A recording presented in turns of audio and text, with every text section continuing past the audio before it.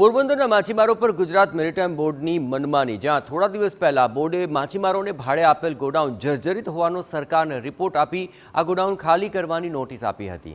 Notice આપ્યાના તુરંત જ અધિકારીઓ રૂબરૂમાં ગોડાઉન ખાલી કરવા માટે પહોંચતા માછીમારો રોષે ભરાયા।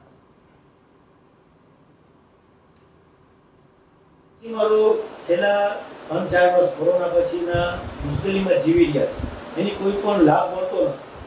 એવા સમયે અત્યારે અચાનક આ નોટિસ આપવામાં આવી કે ગોડાઉન ખાલી કરો। જ્યારે તમે જોઈ રહ્યા છો અત્યારે પોરબંદરમાં નાની મોટી બોટો કરીને 5000 ઉપર છે, એનો સામાન સર સામાન આખો અમે ગોડાઉનમાં રાખતા હોય છે, કેમ કે અમારી પાસે કોઈ જગ્યા બીજી છે નહીં। આ ગોડાઉનમાં અમારો સામાન રાખી કિંમતી કે કંઈ પણ બંદરની અંદર થાય અકસ્માત કોઈ પણ, તો અમારો સામાન કિંમતી સામાન અમે ગોડાઉનમાં સાચવી શકીએ।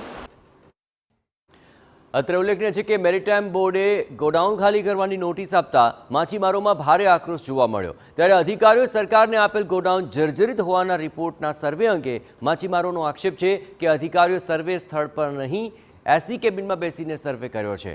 હાલ તો આ મામલે માછીમાર આગેવાનોએ ગાંધીનગર રજૂઆત કરતા હાલ પૂરતી ગોડાઉન ખાલી કરવાની કામગીરી સ્થગિત રખાય છે।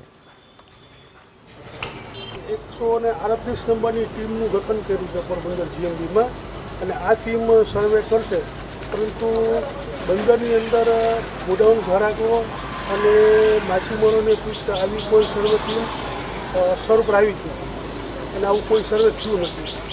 એટલે સર્વે કોઈ પણ ઓફિસની બેસીને પોતાની મેળે સર્વે કરવામાં આવ્યું છે।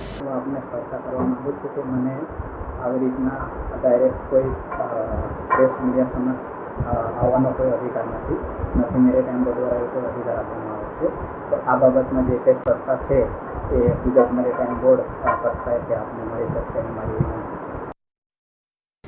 આ અંગે ટીવીની ટીમ તપાસ કરવા બાંધકામ શાખાના એન્જિનિયરની ઓફિસે પહોંચી તો અધિકારીએ કહ્યું કે મને મીડિયાને જવાબ આપવાનો પાવર નથી। આ નિવેદન બાદ લાગી રહ્યું છે કે સમગ્ર ઘટનામાં અધિકારીઓ દ્વારા માછીમારોને હેરાન કરતા હોય તેવું નજરે પડી રહ્યું છે।